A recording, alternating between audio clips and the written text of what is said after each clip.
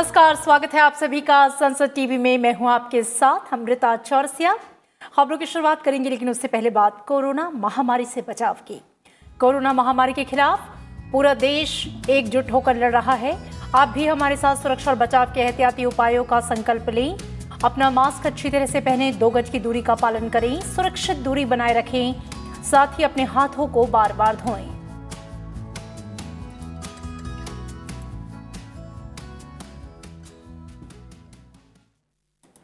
और अब बात हेडलाइंस की।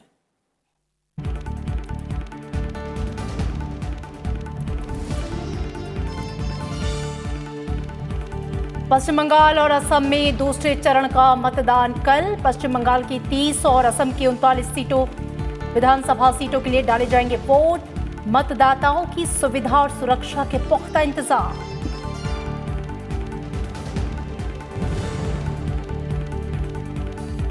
कल से कोविड टीकाकरण अभियान के तीसरे चरण की शुरुआत। 45 वर्ष से अधिक आयु के सभी नागरिक ले सकेंगे वैक्सीन।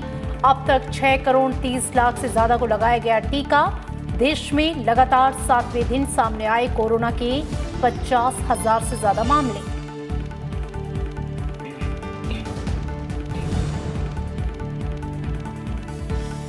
संसदीय मामलों में आपसी सहयोग बढ़ाएंगे भारत और ताजिकिस्तान। विदेश मंत्री एस जयशंकर और ताजिकिस्तान के संसद के स्पीकर के बीच बनी सहमति। ऊर्जा, परिवहन सहित क्षमता निर्माण और पेशेवर परीक्षण में भी भारत करेगा मदद।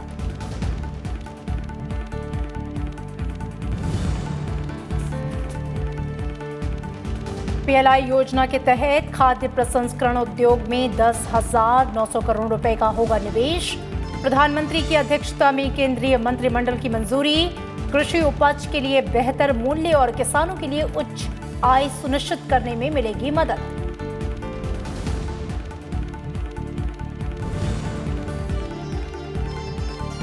कृषि को लाभकारी बनाने के लिए राज्य और केंद्र सरकार के बीच बढ़े तालमेल। हैदराबाद में पुस्तक विमोचन के मौके पर उपराष्ट्रपति एम वेंकैया नायडू का संबोधन। कहा, गांव से युवाओं के पलायन को रोककर खेती बाड़ी को बढ़ावा देने की जरूरत।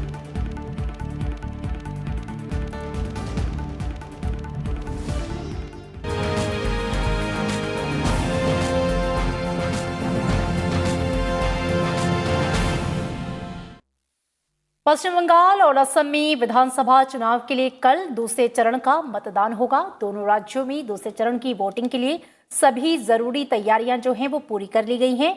चुनाव प्रक्रिया की पारदर्शिता और विश्वसनीयता को और बढ़ाने के मकसद से दोनों राज्यों में मतदान केंद्रों पर ईवीएम के साथ वीवीपीएटी मशीन का इस्तेमाल किया जा रहा है।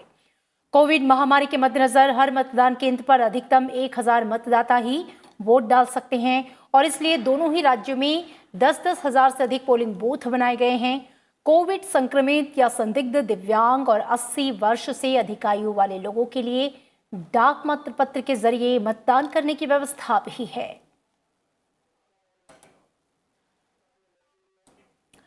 और पश्चिम बंगाल में दूसरे चरण के तहत 4 जिलों की 30 विधानसभा सीटों के लिए वोट डाले जाएंगे। दूसरे चरण की सीटों के लिए 19 महिला उम्मीदवारों सहित कुल 191 प्रत्याशी चुनाव मैदान में हैं। करीब 76 लाख मतदाता इन उम्मीदवारों के राजनीतिक भाग्य का फैसला करेंगे।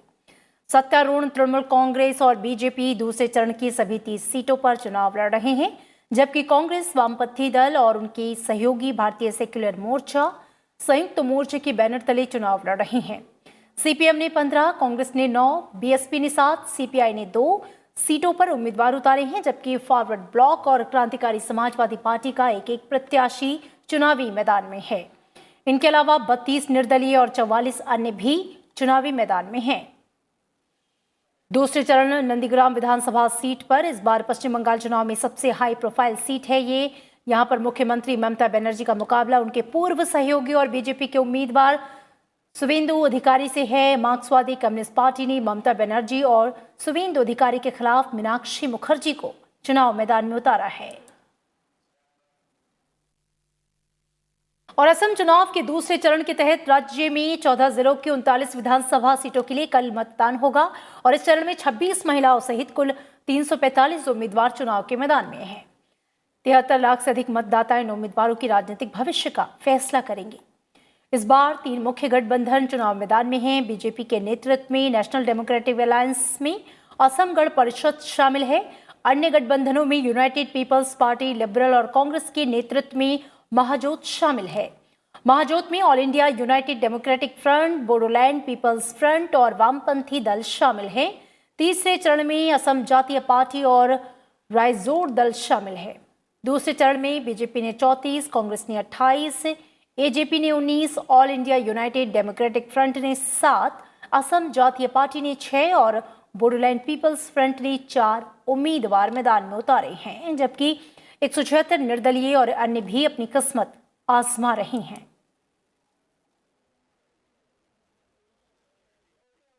असम विधानसभा के तीसरे और आखिरी चरण में 40 सीटों पर 6 अप्रैल को मतदान होना है। सभी दलों ने इस चरण के लिए चुनावी प्रचार तेज कर दिया है। बीजेपी के वरिष्ठ नेता और केंद्रीय गृह मंत्री अमित शाह ने आज असम में 3 चुनावी रैलियां की। उन्होंने सबसे पहले रैली चिरांग के बिंजनी में की। इसके बाद से उन्होंने कामरूप में अलग अलग जगहों पर, हाजो और सोनापुर में 2 रैलियां की। इस दौरान केंद्रीय गृह मंत्री अमित शाह ने कहा कि बीजेपी असम को फिर से घुसपैठियों का अड्डा नहीं बनने देगी। उन्होंने कांग्रेस पर घुसपैठ रोकने में विफल रहने का आरोप लगाया। अमित शाह ने कहा कि असम को हिंसा और आंदोलन से मुक्त करने और विकास सुनिश्चित करने का वादा किया गया था, उसे पिछले 5 साल में बीजेपी सरकार ने पूरा किया है। उन्होंने ये दावा किया कि अगले 5 साल में बीजेपी की सरकार असम को घुसपैठ और बाढ़ की समस्या से मुक्त कर देगी।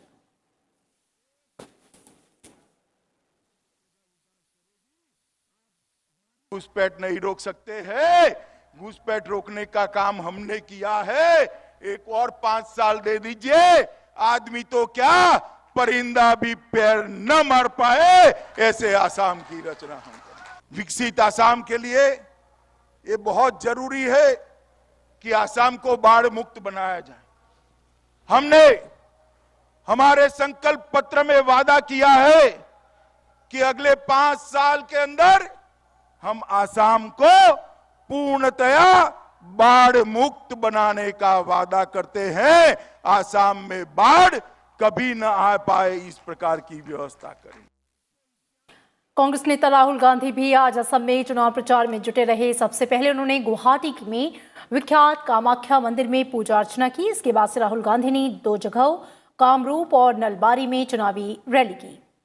इस दौरान उन्होंने राज्य की बीजेपी सरकार पर वादों को पूरा नहीं करने का आरोप लगाया।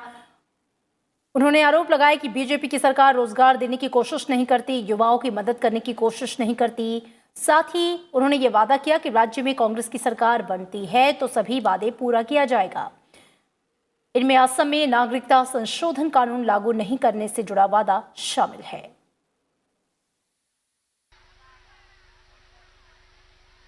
आज असम में उन्हें रोजगार नहीं मिल सकता। बीजेपी रोजगार देने की कोशिश नहीं करती, इन युवाओं की मदद करने की कोशिश नहीं करती, इन युवाओं को सपना पूरा नहीं करने देती, उल्टा असम पर आक्रमण करती है। पश्चिम बंगाल विधानसभा चुनाव के 7वें और 8वें चरण के लिए आज अधिसूचना जारी हो गई है और इसके साथ ही इन चरणों के लिए नामांकन प्रक्रिया जो है वो भी शुरू हो गई। इन दोनों चरणों के लिए उम्मीदवार 7 अप्रैल तक नामांकन कर सकेंगे। 8 अप्रैल को सभी आवेदनों की स्क्रूटनिंग की जाएगी, जबकि नामांकन वापस लेने की अंतिम तारीख 12 अप्रैल है। 7वें चरण के लिए वोटिंग 26 अप्रैल और 8वें चरण के लिए वोटिंग 29 अप्रैल को होनी है। पश्चिम बंगाल में 7वें चरण में 5 जिलों की 36 विधानसभा सीट पर चुनाव होंगे। इसमें मालदा, मुर्शिदाबाद, पश्चिम बर्धमान, कोलकाता दक्षिण और दक्षिण दिनाजपुर जिले शामिल हैं। वहीं 8वें चरण में 4 जिलों की 35 सीटों पर 29 अप्रैल को वोटिंग होगी। इसमें मालदा, बीरभूम, मुर्शिदाबाद और कोलकाता उत्तर जिले शामिल हैं।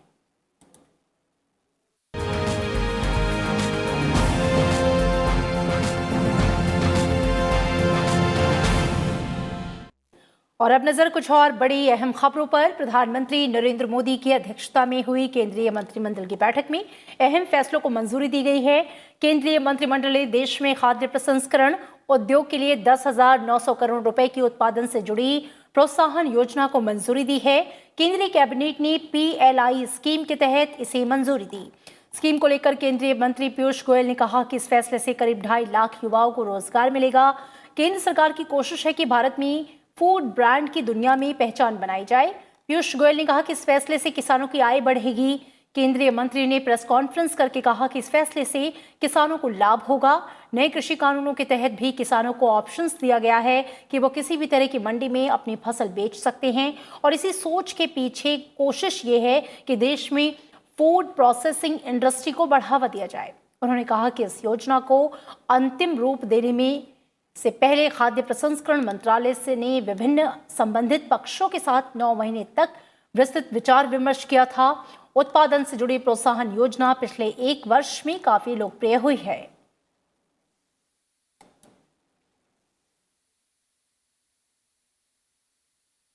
माननीय प्रधानमंत्री श्री नरेंद्र मोदी जी की अध्यक्षता में केंद्रीय मंत्रिमंडल ने जो production linked incentive scheme for food processing industry PLI for food processing industry में 10,900 करोड़ रुपए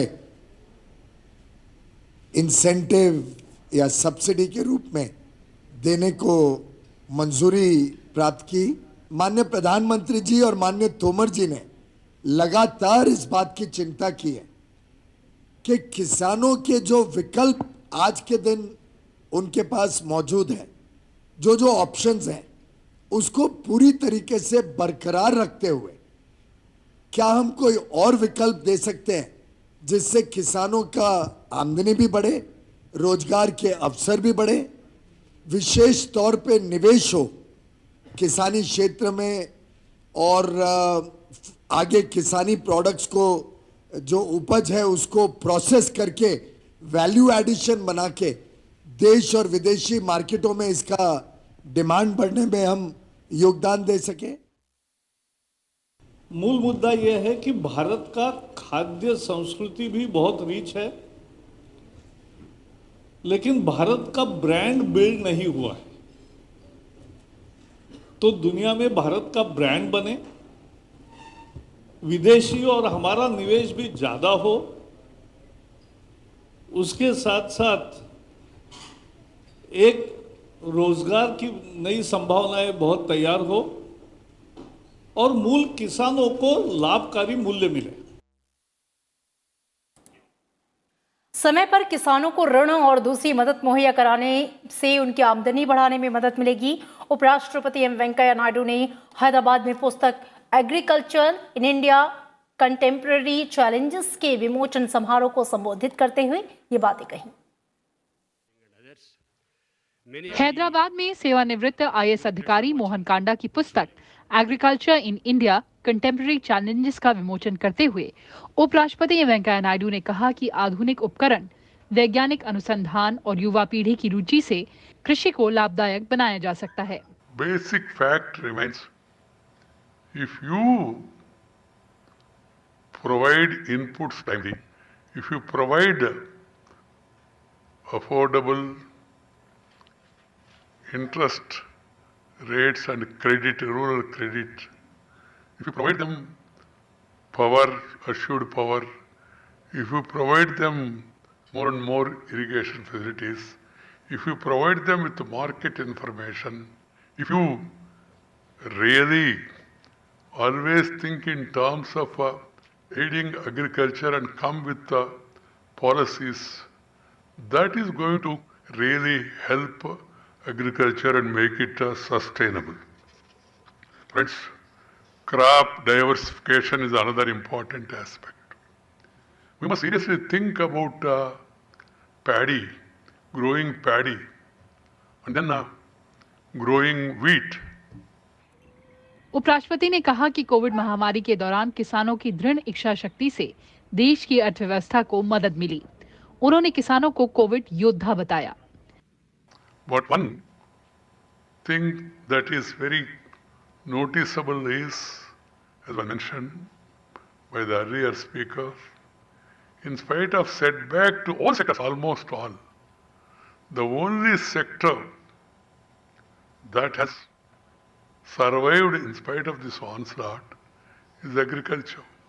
The agricultural production has increased 3.8 to 4.8%. Amazing. It speaks of the hard work by the agriculturists in spite of these challenges.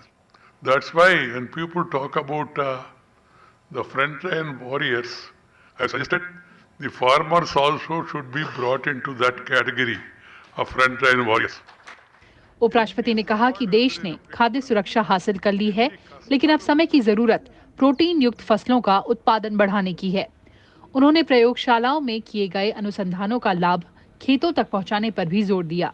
उपराष्ट्रपति ने कहा कि युवा पीढ़ी में खेती को पेशे के रूप में अपनाने के प्रति रुचि पैदा करने की जरूरत है। ब्यूरो रिपोर्ट, संसद टीवी। कृषि कानूनों पर सुप्रीम कोर्ट की ओर से गठित 3 सदस्यीय कमेटी ने अपनी रिपोर्ट सौंप दी है। सुप्रीम कोर्ट को सील बंद लिफाफे में 19 मार्च को ये रिपोर्ट सौंपी गई। कमेटी ने अपनी रिपोर्ट में ये कहा है कि इस मामले का हल निकालने के लिए करीब 85 किसान संगठनों से बात की गई। कृषि कानूनों को लेकर बनाई गई सुप्रीम कोर्ट की कमेटी ने इन कानूनों पर मशहूर एकेडमिक विद्वानों और कृषि पेशेवरों के साथ परामर्श किया। कमेटी ने सभी लोगों से कृषि कानूनों को लेकर राय ली। सुप्रीम कोर्ट ने 11 जनवरी को समिति का गठन किया था।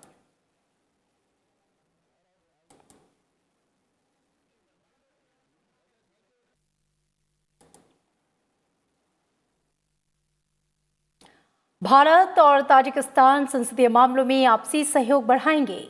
विदेश मंत्री एस जयशंकर और ताजिकिस्तान के स्पीकर मोहम्मद तोइर जोकिर जोद्दा के बीच आज दुशांबे में हुई मुलाकात के बाद ये निर्णय लिया गया। विदेश मंत्री के दुशांबे में दिए गए एक बयान के मुताबिक दोनों देश संसदीय मुद्दों में सहयोग तेज करेंगे। दोनों देशों के संसदीय आदान प्रदान भी होंगे और संसदीय अनुभव साझा होंगे। भारत ताजिकिस्तान के सांसदों और संसदीय कर्मचारियों के लिए संसदीय प्रशिक्षण का भी आयोजन करेगा। विदेश मंत्री एस जयशंकर ने दुशांबे में आज ताजिकिस्तान के विदेश मंत्री सिरोजुद्दीन के साथ द्विपक्षीय, क्षेत्रीय और अंतर्राष्ट्रीय मुद्दों पर चर्चा की। उन्होंने ताजिकिस्तान के रक्षा मंत्री कर्नल जनरल शेरली मिर्जो के साथ बातचीत की और ये तय हुआ कि भारत और ताजिकिस्तान अपने द्विपक्षीय रक्षा सहयोग को भी बढ़ावा देंगे। दोनों देश विकास के क्षेत्र में आपसी संबंधों को और बेहतर करेंगे, जो फिलहाल द्विपक्षीय संबंधों की धुरी है। दोनों देश ऊर्जा और परिवहन क्षेत्रों के साथ साथ क्षमता निर्माण और पेशेवरों के प्रशिक्षण पर भी ध्यान केंद्रित करेंगे।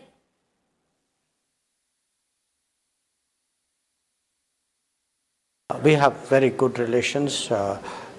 We have very strong economic cooperation.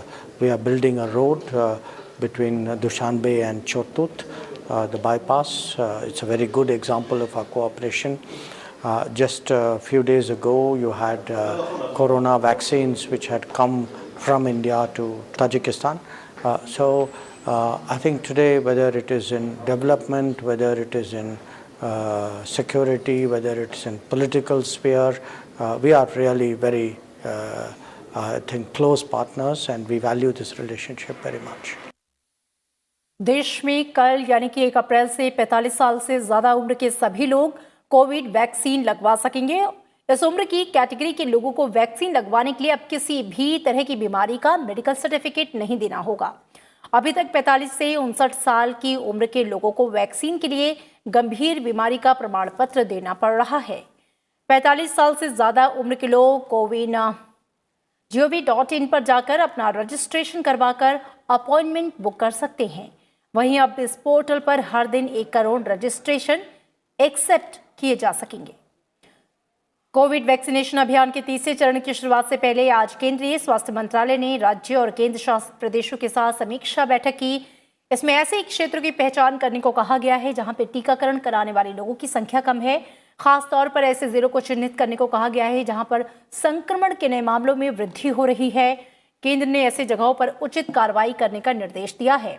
Video conferencing के माध्यम से हुई इस बैठक में देश भर में टीकाकरण अभियान और 1 अप्रैल से शुरू होने जा रही तीसरे चरण की तैयारियों की समीक्षा की गई। राज्य और केंद्र शासित प्रदेशों में निजी कोविड टीकाकरण केंद्रों में क्षमता इस्तेमाल की नियमित समीक्षा करने को कहा गया है। बैठक में टीकों के भंडारण का समय पर इस्तेमाल करने की सलाह दी गई है, जिससे टीकों के खराब होने की समस्या से बचा जा सके।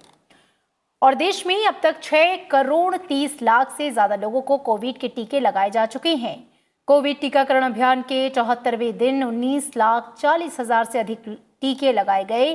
स्वास्थ्य मंत्रालय के मुताबिक अब तक 2 करोड़ 93 लाख से ज्यादा वरिष्ठ नागरिकों और 73,52,000 से ज्यादा कोमोर्बिडिटी से ग्रस्त 45 साल से ज्यादा उम्र के लोगों को वैक्सीन की पहली खुराक दी जा चुकी है। वहीं 48,000 से ज्यादा वरिष्ठ नागरिकों और करीब 7,000 कोमोर्बिडिटी से ग्रस्त लोगों को वैक्सीन की दूसरी खुराक दी जा चुकी है। रिपोर्ट के मुताबिक अब तक 82,16,000 से ज्यादा स्वास्थ्य कर्मियों को वैक्सीन का पहला और 52,19,000 स्वास्थ्य कर्मियों को दूसरा डोज दिया जा चुका है, जबकि 90,48,000 फ्रंटलाइन वर्कर्स को पहला और 37,90,000 फ्रंटलाइन वर्कर्स को दूसरा डोज दिया जा चुका है।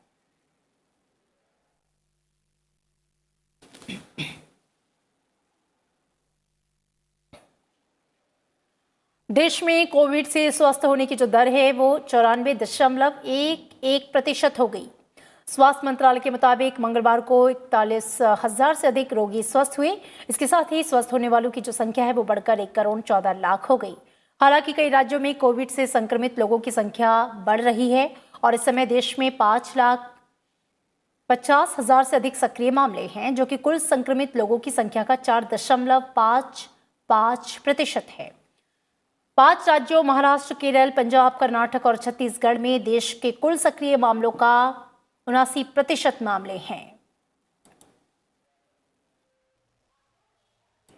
केंद्रीय स्वास्थ्य और परिवार कल्याण मंत्री डॉक्टर हर्षवर्धन ने कोरोना महामारी पर changing the virus a public health response to the COVID pandemic शीर्षक नाम से एक दस्तावेज जारी किया है।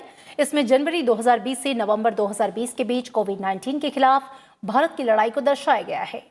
केंद्रीय स्वास्थ्य मंत्री ने कहा कि ये दस्तावेज भविष्य के लिए मार्गदर्शक का काम करेगा। इससे दुनिया को भी ये पता चल सकेगा कि कोरोना के खिलाफ हमने कैसे लड़ाई लड़ी और कैसे चुनौती को अवसर में बदला। ये लड़ाई जो है इसने हमें बहुत ट्रिमेंडस कॉन्फिडेंस दिया है और एडवर्स सिचुएशन को भी हम कैसे अपॉर्चुनिटी में परिवर्तित कर सकते हैं, ये हमने इस लड़ाई के अंदर सीखा भी है, करके दिखाया भी है। और शायद दुनिया के बड़े बड़े विकसित देशों से भी हमने बेहतर, इसलिए नहीं कह रहे कि भाई हमारा देश है तो हमें तारीफ़ करनी है, इसको आज दूसरे लोग बोलते हैं। अमेरिका में भी जो लोग लड़ाई को लड़ते हुए लोगों को देख रहे हैं, वो भी वहाँ के लोग भी जब यहाँ की लड़ाई की बात करते हैं, वो भी कहते हैं हम यहाँ की भी देख रहे हैं और आपकी भी देख रहे हैं। वो भी कहते हैं कि भारत ने बहुत मजबूती से लड़ाई लड़ी है। डॉक्टर हर्षवर्धन ने कहा कि इस लड़ाई में प्रधानमंत्री नरेंद्र मोदी ने आगे बढ़कर नेतृत्व किया। कोरोना के खिलाफ लड़ाई के दौरान प्रधानमंत्री ने हर चीज की बड़ी गहराई से निगरानी की। दुनिया भी आज ये मान रही है कि भारत ने कोरोना के खिलाफ अपनी लड़ाई को मजबूती से लड़ा है। लड़ाई में जो सबसे अच्छी खूबसूरत बात ये रही है कि प्रधानमंत्री जी ने इसको एकदम फ्रंट से लीड किया है। उन्होंने हर चीज़ को बहुत बारीकी से मॉनिटर किया है।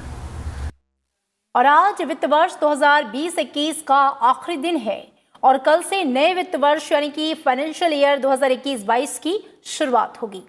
नए वित्त वर्ष के साथ ही कई नियमों में अहम बदलाव होने जा रहा है। 1 अप्रैल से पैन कार्ड और आधार कार्ड लिंक होना जरूरी है। जिन लोगों ने अभी तक अपने पैन कार्ड को आधार कार्ड से लिंक नहीं कराया, कल से उनका पैन कार्ड निष्क्रिय हो जाएगा। इस वजह से बड़ी राशि का लेन देन नहीं हो पाएगा। 1 अप्रैल या उसके बाद किसी भी दिन दोनों को लिंक करने पर जुर्माना भी देना होगा। आयकर के नए प्रावधानों के मुताबिक 1 अप्रैल से कर्मचारी भविष्य निधि में सालाना 2.5 लाख रुपए से ज्यादा की जमा पर मिला ब्याज अब टैक्स के दायरे में आएगा। अगर आपने 3 लाख रुपए सालाना जमा किया है तो 50,000 रुपए पर ब्याज से होने वाली कमाई पर भी टैक्स लगेगा।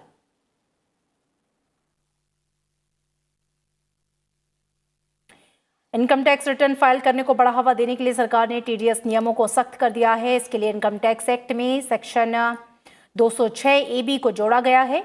नए नियम के मुताबिक आईटीआर फाइल नहीं करने पर 1 अप्रैल से 2 गुना टीडीएस देना होगा। साथ ही ऐसे लोगों पर टैक्स कलेक्शन एट सोर्स यानी कि टीसीएस भी ज्यादा लगेगा।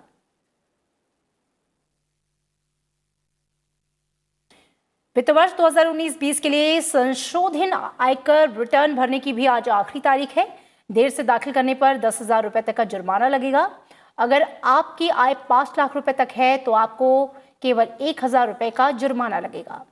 www.incometaxindia.e-filing.gov.in पर आप रिटर्न दाखिल कर सकते हैं।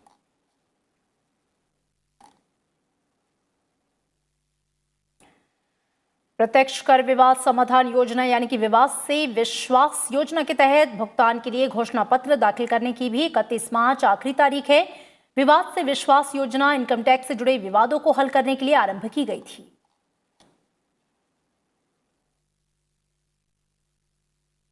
देना bank, Vijaya bank, corporation bank, Andhra bank, oriental bank of commerce, United bank और इलाहाबाद बैंक की पुरानी चेकबुक और पासबुक कल से मान्य नहीं होंगे, क्योंकि इन बैंकों का अन्य बैंकों में विलय हो चुका है जो नई चेकबुक जारी कर चुके हैं। सिंडिकेट बैंक की चेकबुक 30 जून 2021 तक मान्य होगी, जिसका विलय केनरा बैंक में हुआ है। 1 अप्रैल से 75 साल से अधिक उम्र के वरिष्ठ नागरिकों को ITR भरने में छूट दी जाएगी। इसका लाभ उन्हीं को मिलेगा। इसकी घोषणा बजट में की गई थी। साल 2022 के लिए वर्ल्ड बैंक ने भारत के GDP ग्रोथ का अनुमान 2 गुना कर दिया है। वर्ल्ड बैंक ने वित्त वर्ष 2022 में भारत के GDP का ग्रोथ रेट पहले 5.4 रहने का अनुमान लगाया था, जिसे अब बढ़ाकर 10.1% किया गया। रिपोर्ट में यह कहा गया है कि वित्त वर्ष 2022 के लिए भारत के GDP ग्रोथ का अनुमान 7.5 से 12.5% रह सकता है। और हरिद्वार में कल से आम लोगों के लिए कुंभ की औपचारिक शुरुआत होने जा रही है। कोरोना वायरस महामारी के बीच इस महायज्ञ के लिए उत्तराखंड सरकार ने SOP जारी की है। अब 72 घंटे पुरानी RT-PCR नेगेटिव रिपोर्ट के साथ ही श्रद्धालुओं को कुंभ में प्रवेश मिलेगा। होटल और धर्मशाला में भी अनिवार्य रूप से कोविड-19 RT-PCR नेगेटिव रिपोर्ट चेक की जाएगी। कुंभ मेला क्षेत्र में भगवत भजन और सामूहिक गान पर भी पूर्ण प्रतिबंध रहेगा। इस वर्ष कुंभ मेले का आयोजन 1 अप्रैल से 30 अप्रैल तक किया जा रहा है।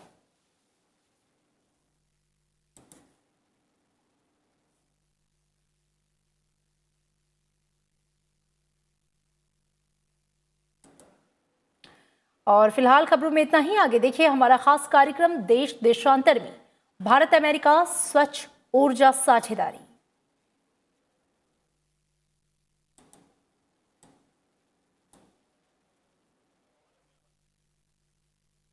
और चलते चलते एक बार फिर आपसे कोरोना महामारी के खिलाफ लड़ाई की अपील।